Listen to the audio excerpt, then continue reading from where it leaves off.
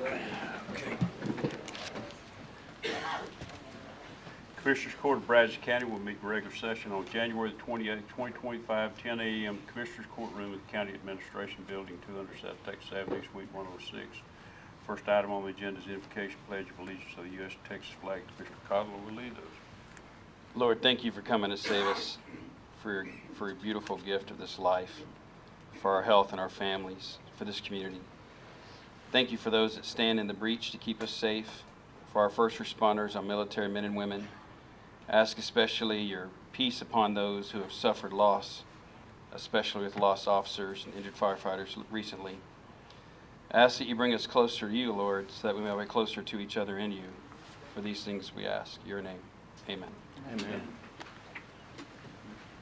I pledge allegiance to the flag of the United States of America and to the republic for which it stands, one nation, under God, indivisible, with liberty and justice for all. Honor the Texas flag. I pledge allegiance to thee, Texas, one state, under God, one and indivisible. Thank you, Commissioner.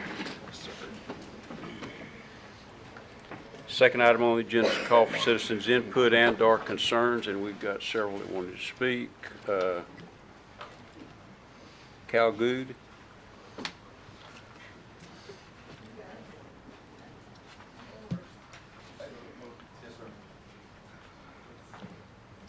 Good morning. Thank you, council members, Judge Peters, for allowing me time to speak. My name is Cal Good. I live at 3616 Meadowlark Circle in Brazos County, and I'm here to talk about the East Loop.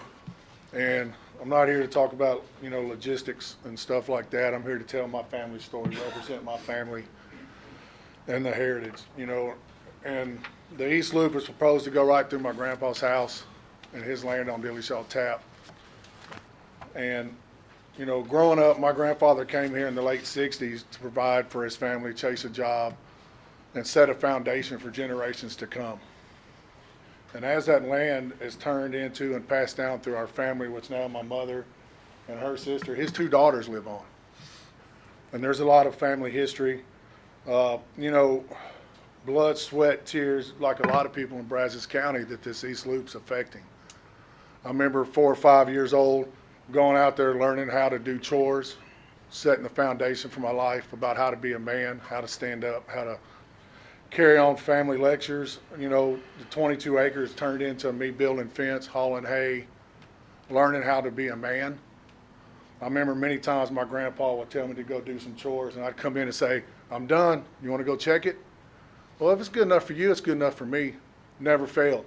I'd go out there 20 more times, sweep the stall, almost mop it where you could eat off the stall room floors. But as I grew, and when I was in the 7th grade, our house burnt down. Where I went for protection and feel safe? My grandfather's house. That was safety and security for me, as well as many as our family. As I grew and joined the military and spent 25 years in the military serving in 22 different countries and many deployments, similar to yourself, Councilmember Nettles, when I came home, it was Dillashaw Tap. That's what kept me grounded. That's what kept me to my foundational roots. And I learned that your word, your handshake is more worth than any price, anything you can sell, but how you look at a man, how you talk to a man. When you shake their hand and you tell them, this is what I'm telling you, means a lot. That's what I carried, and that's what I take to my son. When we go walk on this property, and he goes, hey, what did you do over here? Well, me and your great grandpa, this is what we did. This is where I learned how to do this. Many animals, like most families, are buried there. Memories. It's just personal. And I feel a very personal responsibility to start digging into the East Loop, because most of the families can't come in here and talk. They're at work supporting their families. I have the opportunity to where I can come in from my schedule and speak on this. And, a lot of families have this. It's 22 acres. It's not 100. It's not 1,000. But it's personal to me and my family. And I understand progress. Like I said, I've been in many countries where they've had less and done more.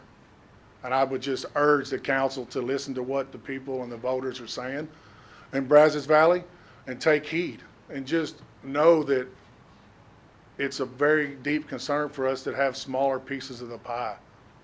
Yes, somebody might offer them some money to go somewhere and try to rebuild, but really, that's not what they're rebuilding. They have a homestead, they have a foundation, they have memories. It's a place where I've come home, and if that goes away, will I make it? Yeah, I'm strong. But I want that piece for my son, his kids, my aunts, my uncles, nieces, nephews. And I feel that's why I served my country for 25 years and went on deployment. And so I could come home and the people that are around in Brazos County could build their lives. And I just feel like we're being taken advantage of. And the more I dig into it, I feel that way. And I just really do urge you to listen to Cody Johnson's song, Dirt Cheap, and watch the video, because it really means what I'm trying to say. Thank y'all for your time. Okay. Thank you. Keith Ballsy.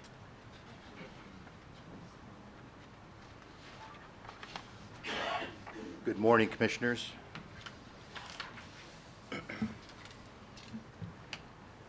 My name is Keith Ballasy. I live in Brazos for over 12 years, and I want to address the ongoing project, and I oppose the East Loop. The project has left many people in the community in a state of uncertainty, with no clear updates, decisions, people's lives quite literally on hold. Residents and business owners are left wondering how the project will affect them, whether it will disrupt their lives, in cases even their livelihoods, when they wait for clarity about where they should invest their time, money, energy, and need to relocate. As of yesterday, we have 1,000 people that are following this loop that have signed on, concerned, frustrated, angry about this East Loop, and it's growing every day. You have created a hornet's nest, and I'm not sure you understand the severity of the problem. Commissioners, and I'm talking to all of you. I know there's a couple brand new ones here, but I'm going to talk to all of you. Nothing personal. You were elected to represent the residents and voters of Brazos County and act in our best interest. We do not feel that this is happening in this case. The communication from your offices have been insufficient, and lack of transparency left many of us feeling disconnected with the process. We urge you to be forthcoming with information, offer clear updates, engage with the community in a way that reflects seriousness of the situation. We need you to show up to our town hall meetings where we can ask questions and get direct answers, and more than just behind closed doors. On December 3rd, we had a meeting in this court with Quiddity, MPO, John Polster, and the two commissioners and judge. We walked out of the meeting shaking our heads with nothing but word salads, diversion tactics, little brought to the table other than a new proposed line which was drawn on a map, which I believe has not been released to the public. The conclusion of the meeting was we need more time. We are waiting. We're trying to be patient. And we are continue to wait. We the people have voted for you, and we expect better. Thank you. Okay, thank you. Beverly Greenwood. Well, good morning. I almost feel I don't need to come up here today because you all have done so wonderfully. My name's Beverly Greenwood. I live on Steep Hollow Road, and I'm against the East Loop. My husband and I created noeastloop.com. I'd like to talk about induced demand or induced traffic today. It's a term that is known in the traffic engineering world, but it is new to me, and it may be new to you as well. From an economist's point of view, induced demand is good. It brings economic development, which was the topic of honor last week at the BCS Chamber of Commerce Economic Outlook Conference. But from a traffic engineering standpoint, it can be bad. The fundamental law of highway construction was used in a movie. If you build it, they will come. In reference to the East Loop, the engineers say it will have traffic on it. Well, that is true. because altered development patterns will create future traffic. Unfortunately, that brings an American-made concept called suburban sprawl. You don't see that in European cities because they focus on public transit and the preservation of beautiful architecture. But here in the U.S., we like our stuff cheap and it has little value. That, however, is starting to be applied to our land. It is now considered disposable and more valuable if it contains a strip center and a parking lot. But let's go back to induced demand and traffic. The $11.2 million study that Quiddity is performing right now will show that we need an East Loop. I know it will. There is no reason it won't because of induced demand and the if you build it, they will come attitude of many traffic engineers. So I want to talk about what is about to happen. Number one, we're going to invest millions into expanding Highway 6 and other roads, and we will build the East Loop because it will alleviate congestion. Did you know that in 2004, Katy had 8 lanes and a 52-minute commute? In 2014, it had 23 lanes and a 70-minute commute. Number 2, drivers are drawn to the new open road, even adding trips when they previously avoided them. Number 3, development. It's the white elephant in the room. It will prompt more and longer commutes. Number 4, now we're right back where we started, but instead now we're millions in the hole, having used taxpayer money both locally and from the state level, because after all, where does TxDOT really get their money? From the taxpayers. In addition, did you know that in 2019, the average cost of maintaining a roadway was $14,570 per lane per mile? $14,570 per lane per mile, and that was in 2019. We haven't even talked about the maintenance of this new 20-mile-long, 4 to 6 lane-wide super arterial yet. We can't even get the funding to upgrade FM 1179. And let's talk about how long Highway 6 has been on the table. So I ask you, why are we building yet another low-density, subsidized urban sprawl highway? Please stop the bloodletting of our taxpayers and the land grab of our precious rural Texas land. I'd like to invite you all to come to our town hall meeting February 10th from 6 to 8:30 at the Bryan High School Blue Auditorium. Thank you for your time. Okay, thank you. Kathy Vance.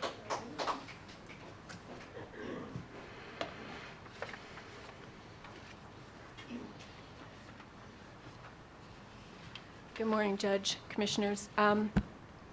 Wow, that was really powerful, Beverly. Thank you for saying all those things, and the people that came here with you for against the East Loop. I'm also opposed to it, although it doesn't affect me personally on my own property. These are residents, the current taxpayers. They live here in our community, and we're planning for other people to come in, but not the people who are already here. That's a huge concern to me. It changes the whole atmosphere of the county, the rural feel of it, and I think there are a lot of questions that are still on the table which they brought up. I recently have been here. There's been several presentations about the water situation in our county, and I don't know whether that's ever been addressed. So I just wanted to add that to it. Last week, the attorney Bruce said that you're not allowed to respond to people in the public part of the agenda. However, at the back of the agenda sheet, it says that you do have the choice to respond if it's a factual thing. So I just want to remind you of what's on the document that you publish. It was new to me, but I learned yesterday that it is the time frame for the precincts in the county to be redistricted, and we have till the end of March. So we have 2 new commissioners on the court. They may not know about this either.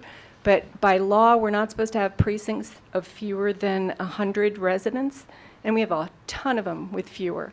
So I think the precincts, the county needs to be reviewed for evening out the precincts, and I wanted to make sure that that's on the agenda. And I also have not seen yet, but I'm looking forward each week to having on the agenda a response to Dr. Doherty's request for an outside audit of the missing ballot pages from 2020. Thank you. Good. Thank you. Darlene Barnes.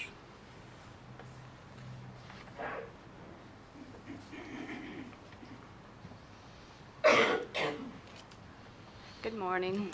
Thank you for having us speak. That's Daleen, by the way, there's no R. My husband Chris and I have lived here in Brazos County for 41 years now. We're the beekeepers on Wallace Road. I'm also against the East Loop. I'm going to lighten things up a little bit here. I have I have famously entitled the No East Loop Limerick. There once was a nice MPO, that's Metropolitan Planning Organization, you know. They searched for solutions to traffic confusions to help our communities grow. Then ITS came on the scene with circles and lines, red and green. Choose one, they all said. Your farms, they'll be dead. We're killing your ancestors' dreams. The people cried, whoa, where's a study? The waters, they all seem so muddy. Is this a real need or just based on greed? What's really at play here now, buddy? Create a new highway, they planned. Just plow it through everyone's land. It might save the day 20 years far away. These yokels, they don't understand. But listen now, here's the deal. The problem this solves is not real. A roadway out here, east-west will not clear. Just money for someone, we feel. Your voters are angry and mad. The East Loop is nothing but bad. Nothing is solved. Rural life is dissolved, and only developers are glad. In closing, I beg and implore, pursue this East Loop no more. Just cancel the deal, do a study that's real, leave your voters in happy uproar. Thank you.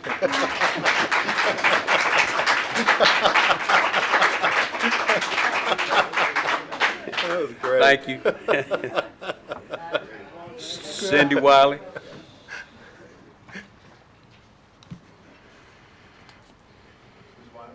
Cindy Wiley.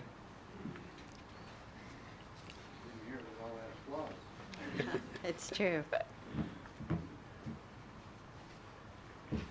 Well, that's a tough act to follow, but I will give it my shot. I do want to talk about, there's been no resolution regarding the redactions that are occurring when we ask for cast vote records. I just have some issues I want to bring forth. One being, if the ballots are supposed to be anonymous, so the redaction is confirmation of election security breaches at the administrative level. Common sense.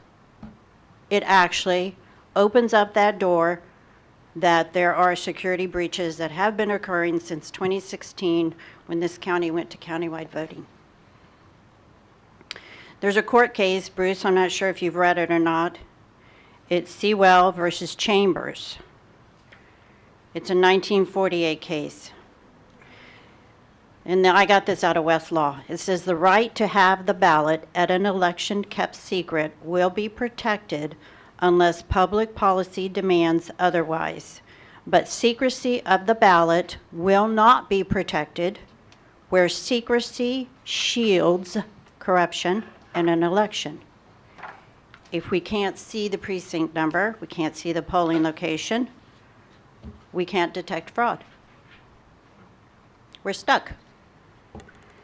This county has created a problem.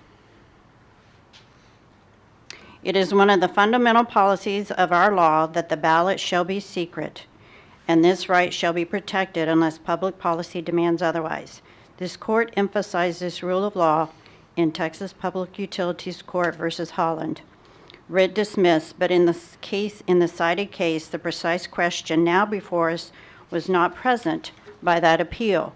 We have a wholesome rule of law that the secret ballot be not treated lightly. However, there are public interests which outweigh the individual's right to have his ballot kept secrecy. The stability of our government is dependent upon the honesty and the purity of the ballot. The secrecy of the ballot had better be scattered to the four winds rather than have such secrecy shield corruption in elections. Better 1,000 times that the individual's vote should be spread upon canvas under calcium light than that fraud should be locked up within the lids of official ballot boxes and poll books with no known legal method of exposing such fraud. So I present that case to substantiate our desire for redactions to not be honored. And we have many requests for cast vote records that hopefully will not be redacted. I also want to talk about accountability and transparency, which we've experienced 1 week of it, which I'm very happy for, but I have concerns about the secrecy of what happens on the court. It seems like when you guys come to agenda items that there's not very much of an open conversation, and some of the questions that we've heard asked by some of the commissioners are as though there hasn't been an opportunity to converse about the subject matter beforehand. I don't know if you have workshops. I don't know how it's done on the back end, but it seems like sometimes you come up and you have an agenda item and you're just now discovering the details of it while you're sitting on the bench, obligated to make a decision about it. That's concerning, that there's not been enough time for you guys to have a conversation and do your due diligence. Okay. That's my concern. Thank you. Paul Bonrego.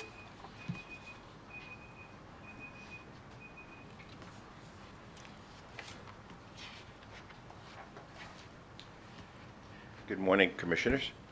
I would like to speak against the loop, and I'd like to come to it from a different position. First thing is I'm very concerned and aware of the need for a public relations situation that I think you guys have created a disaster. I have been in Brazos County for 54 years. I have never seen so much animosity my entire life towards our county commissioners, which is a shame. It really is a shame because we are all in it together. But, and it's due to many of the things that have been said, transparency, secrecy, backdoor deals, all sorts of things like that that just lose the credibility of the county commission. So one of the things that I wanted to mention is the fact that I think when you look at a project like this is a large road construction project. I think we need to look back at a recent road construction project on Old Reliance Road. It nearly bankrupted Messinahoff. We lost $500,000 because it took forever to do. The road signage basically took our 18-wheeler traffic and moved it through Austin Colony during our harvest period. It reduced the number of visitations. We normally get 250,000 visitors that spend $30 million in this county, and basically reduced our visitation during our harvest period by more than 50%. I made numerous phone calls to the county. I got very few callbacks. If you look at that road construction, and we do an audit, and I think it should be audited, I think we would find that that road was one of the most expensive roads, and what we got for it is 2 additional stop signs and a few cutouts for the mail delivery. That's all we got, and I'm sure it cost millions of dollars. And when you look at the paving of that project, you expect one contiguous asphalt. That road is now a series of patches. That's all it is. And so now the county is saying, based on that poor performance, I would like to do a much larger project. Why would you hire someone, the county, to participate in a larger project when they couldn't even do a simple project that we had on Old Reliance Road? And Messinahoff is not the only entity on Old Reliance Road that suffered. Every single commercial industry on Old Reliance Road suffered because of the road was closed for almost a year. So I speak against it because I believe that the county is not capable of performance on a road like this. Thank you very much. Okay, thank you. Kyle Greenwood.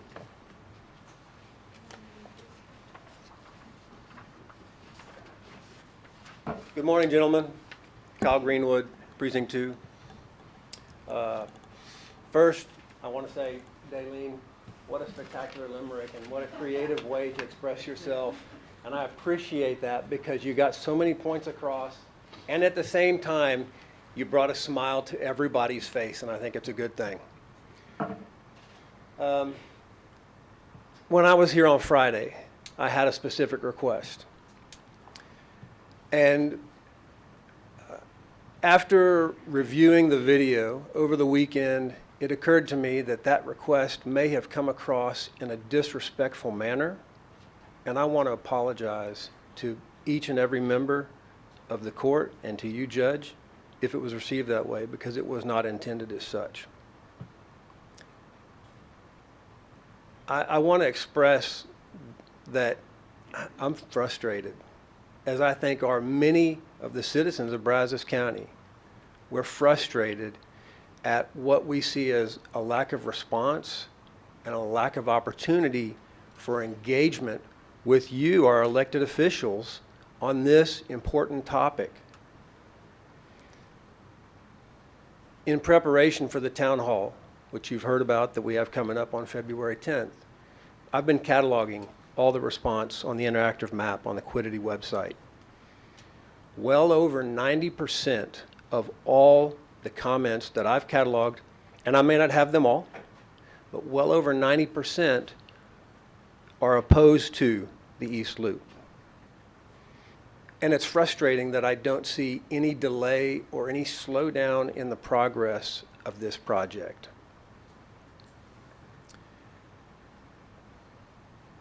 And so when I made the request asking you to direct the engineers to release that alignment, knowing that you could respond, it was frustrating to me that you didn't. So, again, I want to express my apologies. Number two, I want to, again, make that request. Please direct the engineers at Quiddity to release the alignment 7C. Thank you. Okay, thank you. And that ends the citizen input. We will consider and take action on agenda items 3 through 19. Number 3 is approval of resolution 25-001 providing the public sale of property acquired by Brazos County from delinquent taxes. Move for approval. Second. Motion made and seconded. Discussion. I'd just make a comment that we typically don't see these where the court has to do a resolution, but, and I talked to our attorney that's doing the sale. He said that since 2019, every sale that they've had has brought more than what the taxes that were owed. In this particular one, it went up for sale, I don't remember, maybe last month or the month before sometime, and did not sell for the taxes that were owed against it. So this is the only way for that property to get back on the tax rolls is for us to allow the law firm to sell that at less than what is owed for taxes. But what that does is it gets it back on the tax rolls so that somebody can make that property more productive and not just sit there, you know, off the tax rolls. So, but we haven't seen this since, I think he told me, 2019. Up until now, everything that's gone up for sale has been sold for more than what, usually more, but he said it's kind of going across the state. I don't know whether that means that real estate values have peaked. I don't have any idea whether that means anything, but at least this particular tract did not sell at an auction for what the taxes that were owed on it. So that's what this resolution allows that firm to sell this at less than what the taxes are, because that's the only way it'll be, sold. But it could come back, if they bid it in at, let's say, I don't have any idea, but let's say they bid it in for 50% and it bids up to what the taxes are, it's still an auction. It's not like it'll get, put out there and sold for less than that unless nobody bids on it. So that's what this is. I think we got a motion and a second. All in favor say aye. Aye. Opposed? None motion carries. Number 4 is approval of the appointment of Linda Goolsby to the MHMR Authority of Brazos Valley Board of Trustees. Term of appointment is March 1, 2025 to February 28, 2027. Move for approval. Second. Motion made and seconded. Discussion. All in favor say aye. Aye. Opposed? None motion carries. Number 5 is request authorization for a wire transfer up to $5,396,749.68 to HHSC for DY 14 advance uncompensated care payment for the benefit of participating hospitals using funds from Brazos County Local Provider Participation Fund. Move for approval. Second. Motion made and seconded, and I believe Cindy Wiley wanted to speak on that.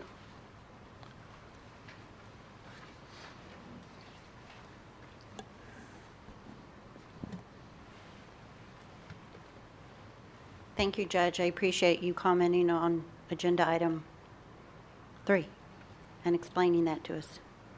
On this one, and I know that you guys do this periodically, but can you please explain how this works? A couple of questions I have is this an interest-bearing monies that we're holding on to? And if so, is there an audit program for it? And what exactly defines uncompensated care payments? Can I answer that? Sure.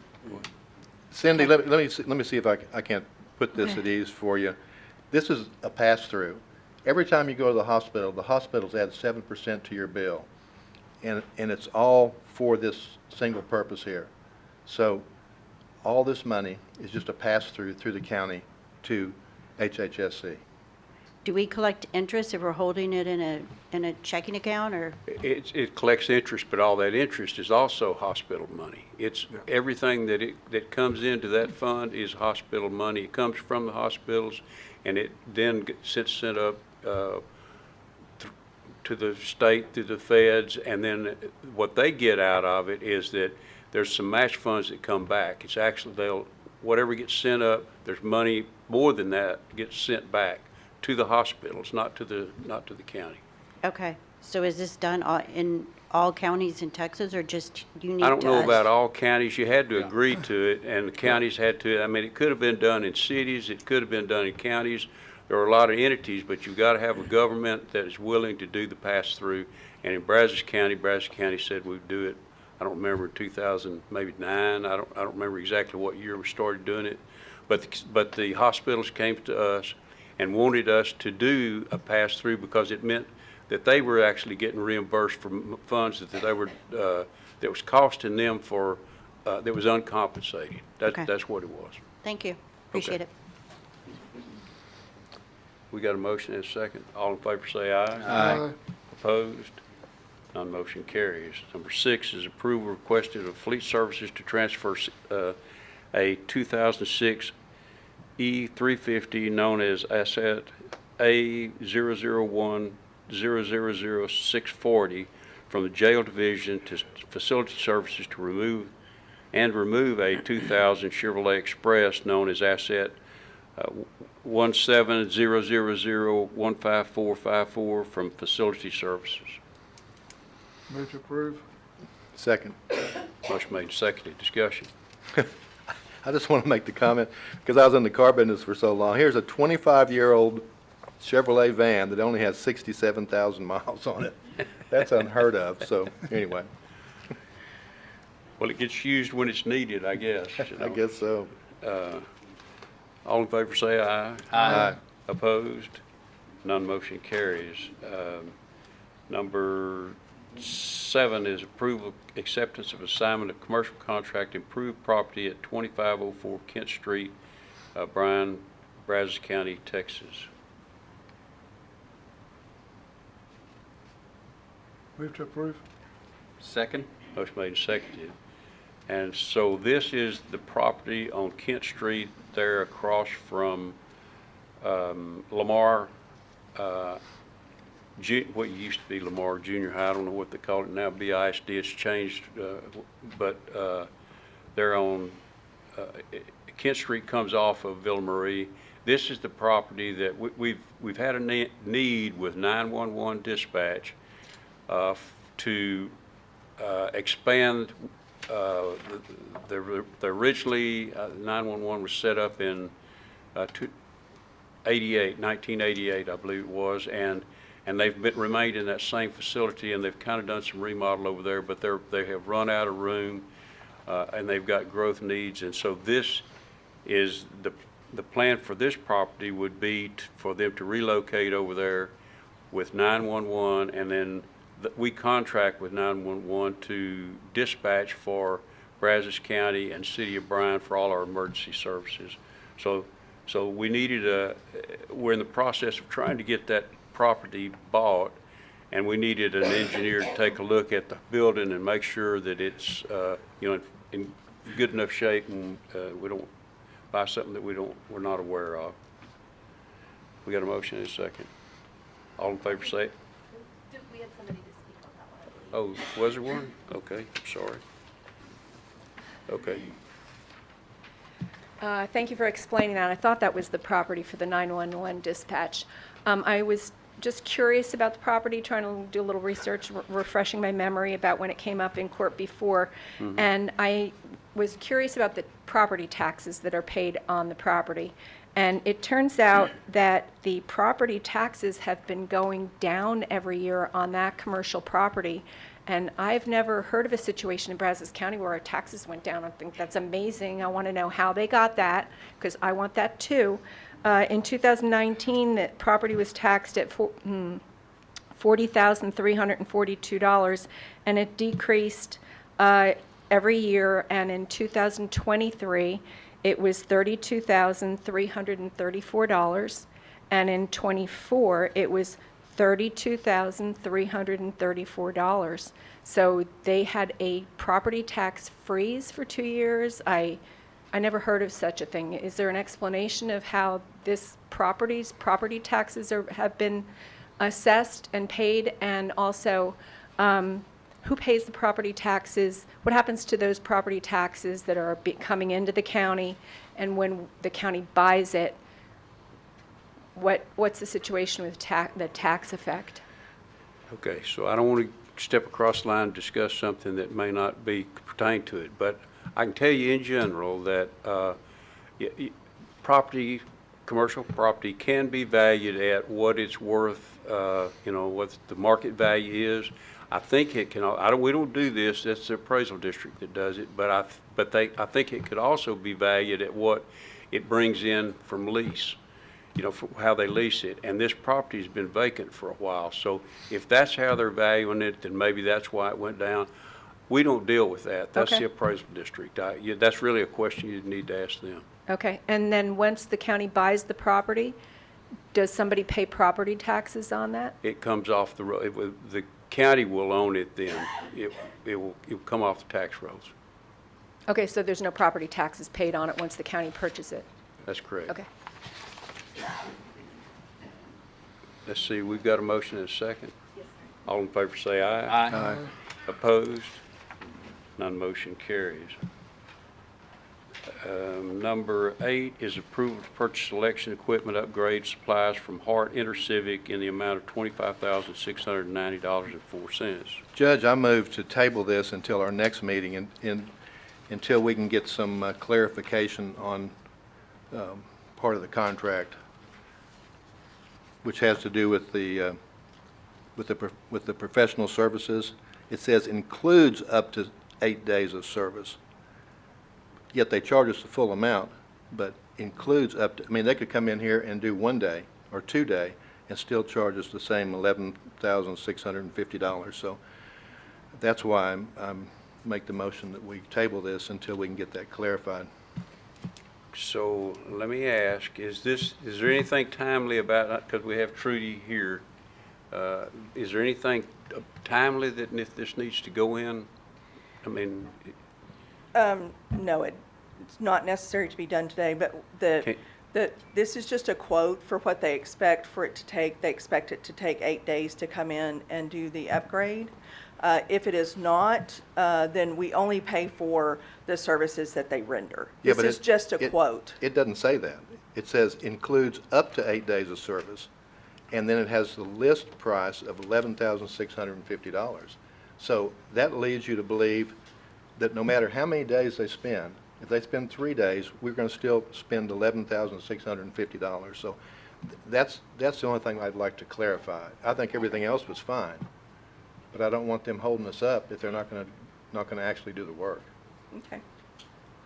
So I'll just if ask there's for not anything clarification that on needs to be timely, you know, about getting it done today, then we can, I don't have a No, problem. the only issue is that the longer we put off signing, then we may not get it done this summer if they have a long list and can't fit us in, so, We're only talking about a week, right. so. I'll second that motion. Okay, Thank you. motion made and seconded to table. All in favor say aye. Aye. Opposed? None motion carries. Number 9 is approval of deductive change order for CIP 23-60. I think there was also a speaker on that one as well. Oh, I'm sorry. No, oh, you're right. Karen Simpson.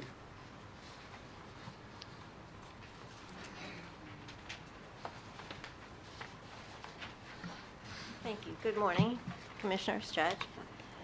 Was just wondering, it says upgrade, and I didn't know whether we were just upgrading the existing machines or getting new machines.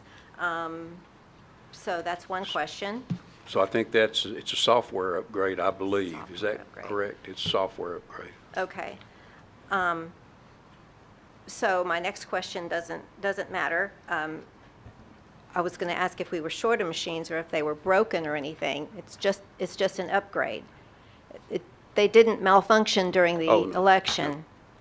Okay.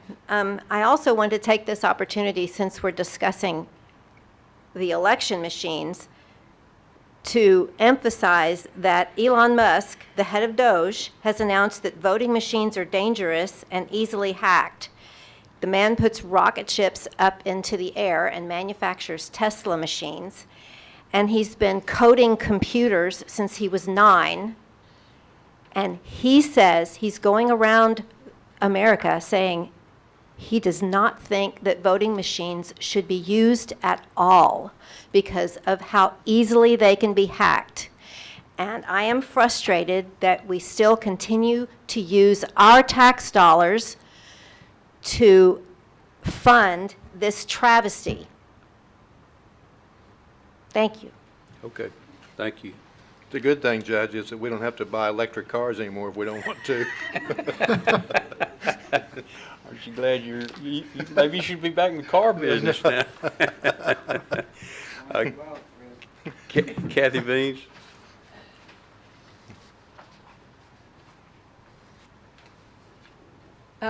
On this agenda item, there was no attachment on the hyperlink to any of this information about the price. It just has a one-page assignment and a signature page, but there were no details about what this agreement was. That was why I was coming up to ask, and Commissioner Brown had said something about $11,000 for software. There's nothing on the hyperlink about it. Can we add that if it's going to come up next week, that we can see what that contract is and what software programs are being upgraded from what to what?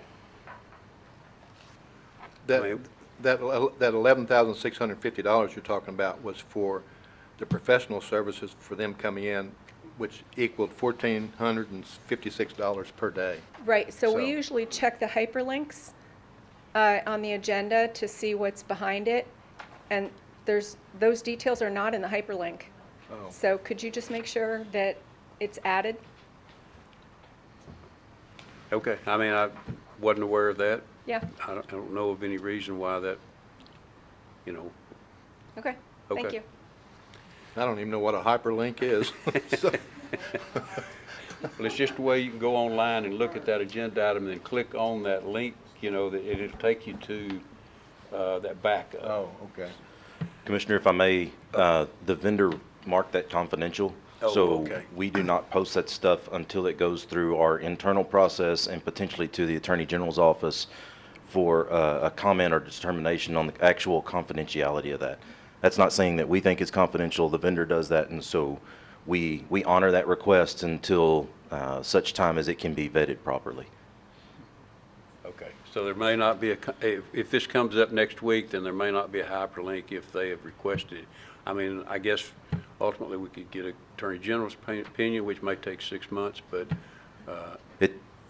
Through the open records request process, there's a determination made whether it is actually confidential or not. But that's our typical process, judges, in public. and it's, so okay, all right. And so we voted on this, okay. Table. Table. Table it. I beg your pardon? We tabled it, yeah. Okay, voted to yeah, table okay, it. yeah, we voted to table it, okay. Let's see, then, number 9 is approval of deductive change order to CIP 23-607 Macy Road reconstruction with Knife River Corp.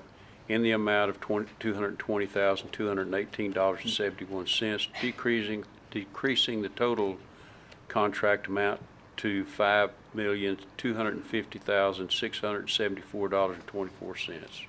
Move for approval. Second. Motion made, seconded. Discussion. All in favor say aye. Aye. Oh, did I have? I'm sorry. I'm back. I've never seen a $250,000 reduction in a contract. Has anybody taken a look at it to see what the source of that reduction is and whether I'm that's sure- common? I'm sure purchasing can answer the question. I'll wait here. So that was the same question I asked. So we put contingency into all of our contracts that allows for flexibility during the project. Should we come upon unexpected items, we uncover there's a hidden culvert, somebody buried a Volkswagen Bug, something like that. We have contingency in the contract. That reduction is a removal. We did not use that contingency, so the county gets that money back.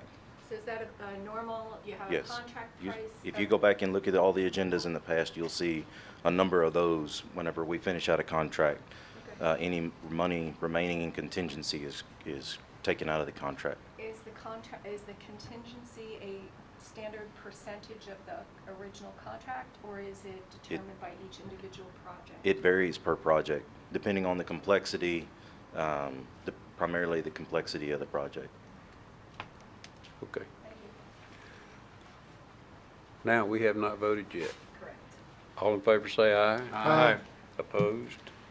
None motion carries. Judge, the next 4 items are all from my best friends in purchasing, and they're all local businesses. Hallelujah. Well, and they're actually local folks that are crossing our right-of-way, it looks like, and so, you know, it doesn't matter if they're local or out of town. If they cross our right-of-way, we've got to, you know, approve it for them Yes, to sir. happen. Yes, sir. Number 10 is approval of assignment of vendor name change contract, employee assistance program services for Deer Oaks EAP Services LLC, Deer Oaks EAP Services LLC, and DBA All One Health. Move for approval. Second. Motion made, seconded. Discussion. All in favor say aye. Aye. Opposed? None motion carries. Number 11 is consider to take action in Wixon Creek SUD utility permit to construct a road bore at 5838 Roach Road to provide water services, sites located in Precinct 2. Move for approval. Second. Motion made, seconded. Discussion. All in favor say aye. Aye. Opposed? None motion carries. Number 12 is consider and take action on BTU utility permit to install an aerial three-phase crossing at 9345 Dillashaw Tap Road to provide electrical services. Sites located in Precinct 2. Move for approval. Second. Motion made, seconded. Discussion. Judge, I'm going to abstain from voting on this to avoid any appearance of conflict with my service on the BTU board. Okay, thank you. All in favor, say aye. Aye. Opposed? None, but one abstention. Motion passes. 13 is consider and take action on Brazos Wi-Fi utility permit to construct 6 road bores under Tejas Ranch Loop to install fiber optic cable for internet service. Slice located in Precinct 2. Move for approval. Second. Motion made and seconded. Discussion. All in favor say aye. Aye. Opposed? None motion carries. Number 14 is approve the treasurer's report for October 2024. Move to approve. Second. Motion made, seconded. Discussion. All in favor say aye. Aye. Opposed? None motion carries. Number 15 is tax refund applications for the following. Move for approval A, B, and C. Second. Motion made, seconded. Discussion. All in favor say aye. Aye. Opposed? None motion carries. Number 16 is personnel change status. Move for approval. Second. I tell you on that, I want to skip it. I think we had somebody wanted to speak, though. I did catch that one, I think. But I want to skip it and take action on it after the executive session. But if you want to speak on it, Kathy, or is there anybody else?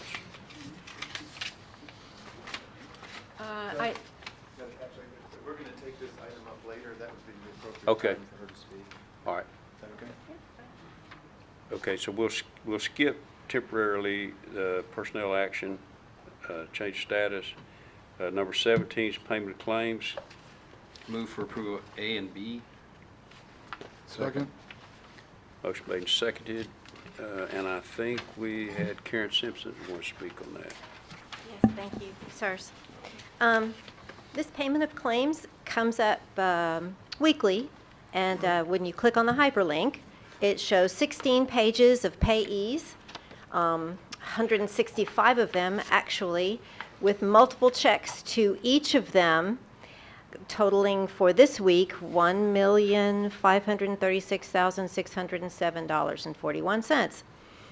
And the names of these payees are all redacted. And I was just wondering what legal mandate legislates this action. Let me get the treasurer up here. Is it?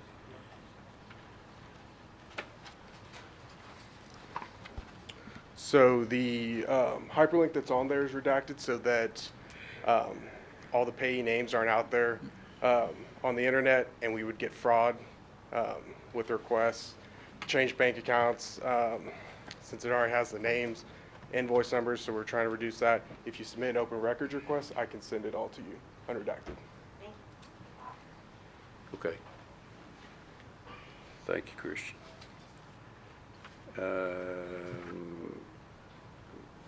Let's see, we didn't take action yet on that. All in favor say aye. Aye. Opposed? None motion carries. We will skip down to number 20 is acknowledgement of the FY 2024-2025 budget actuals by fund as of January 22nd, 2025, and an acknowledgement of the FY 24-25 contingency budget actuals by fund as of January 22nd, 2025. Number 21 is acknowledgement of the County Auditor's monthly report for October of 2024. Number 22 is acknowledgement of the monthly report submitted in January of 2025, and I think, no, it's 23. Okay, and then acknowledgement our juvenile director's report on detention population.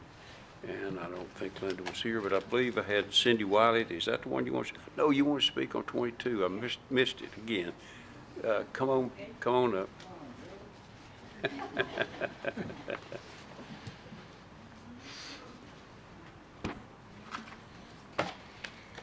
So again, I'm just asking for clarification. I pulled up this hyperlink and there's, I think 4 pages or 3 pages of mileage reporting for January 2025. And up at the top it says Texas A&M AgriLife Extension Service, Texas A&M University System. Can you just clarify for me why Brazos County is tracking mileage of their employees performing these tasks that are listed here? Or how the connection is? I'm assuming that that's probably reimbursement for their mileage that they drove for our purposes. I mean, we reimburse and pay for a good bit of AgriLife. I mean, that's what counties, that's part of our responsibility. And so we're reimbursing some of their, I guess, some of their agents for mileage that they drove for county purposes. So is this similar, somebody mentioned similar to 4-H? I mean, interior design workshop? Some of these things just don't make sense to me. Winter Professional Association Board Meeting, 411 miles. Is this a common practice we do every month? We, Does Katie want to talk? Only because I like to stand up, apparently, and be the center of attention. Sorry. Do we have a contract with AgriLife to support them? Why is it that what she's asking, and this is where I'm not as clear, I asked Bruce, if it's a contract with Texas A&M to provide support for AgriLife activities? I know we've had contracts for computers in the past, but the ag extension agents are paid by A&M, their salaries. Their staff is paid by the county. Yeah. I'm waiting for him to nod because he's been here the longest and he remembers, maybe. And then the agents, though, we also provide operational support, which would include reimbursement of mileage on their personal vehicles to go to AgriLife activities. I mean, that's. And that's the budget. We report on it annually. We report our budget. We report what is spent by agent, and then, of course, by staff annually. That's just our agreement with A&M. I haven't looked it up in a really long time. Yeah, that's, my memory is that that's part of the county's responsibility, but. Could you To provide find that education. agreement? I'm sorry? Could you find that agreement? Maybe I will provide look. it to us? Sure. Thanks. Thank you. Thanks, Commissioner. Okay. Now we'll go up to Juvenile Director's Report for detention population, and there are 27 juveniles in detention, 19 males and 8 females, and there are 40 juveniles on electronic monitor. Number 24, Sheriff's Report on inmate population. Chief. Hey, good morning, Judge, Commissioners. This morning we have 742 inmates. There are 629 males, 113 females, and we have 34 on electronic monitor. Okay. Thank you. Thanks, Chief. Announcement of interest items and possible future agenda topics. Have any of those? We will move back up and convene an executive session pursuant to the following: Texas Government Code 551.074 to discuss the appointment, employment, evaluation, reassignment, or duties of emergency management coordinator. And then B is Texas Government Code 551.087 for deliberation regarding economic development negotiations. And I believe we'll go ahead and take B first. And I know we need, of course, the attorneys, Chief of Staff, Kimberly Roach, Aubrey, and probably Auditor and Budget. And the time is 10:59. Do I have ice on my face? Do I have ice on my face? Yeah, it's hanging. I want